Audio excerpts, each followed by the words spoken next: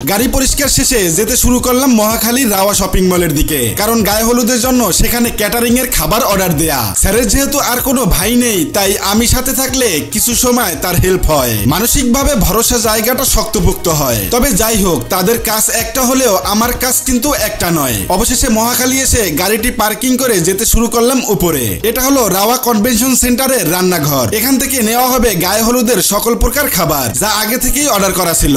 অবশেষে স্যারদের আরেকটা গাড়িতে নামিয়ে দিয়ে আমি যেতে শুরু করলাম শ্যামলী স্যারের বাসার দিকে, কারণ সেখান থেকে স্যারের মা বাবাকে নিয়ে যেতে হবে মিরপুর ডিএসএস এর দিকে। শ্যামলী এসে গাড়ি পার্কিং করে সন্ধ্যার হালকা নাস্তা করার জন্য খেয়ে নিলাম ঝালমুড়ি। যাই হোক, অবশেষে যখন আমরা মিরপুর ডিএসএস এ এসে পৌঁছাই তখন রাত 9:30। উপর থেকে মজিবর ভাইকে ফোন দিয়ে বলল, তোমাদের খাবারগুলো এসে নিয়ে যাও। তাই উপরে যেতে শুরু করলাম আমাদের 4 জনের রাতের খাবার আনতে। অলরেডি খাবার নিয়ে চলে যাচ্ছি, জানি না খাবার হিসেবে কি দেয়া হয়েছে। আমরা 3 জন ড্রাইভার, তার সাথে এই বিল্ডিং এর সিকিউরিটি আছে মজিবর ভাই। যাই হোক, খাবারের জন্য দেয়া হয়েছে 1 পিস করে রোস্ট, 1 পিস করে টিক্কা কাবাব, সালাদ সহ পোলাও ভাত। মাঝে মধ্যে কিছু সময় মনে হয় আমি প্রবাসে থাকি, কারণ চাইলেই নিজের মতো করে সবকিছু করা সম্ভব নয়। এই যেমন আমি পোলাও ভাত তেমন একটা খাই না, কিন্তু এখন জোর করে হলেও খেতে হবে, কারণ আমার জন্য আলাদাভাবে কোনো ব্যবস্থা করা হয়নি।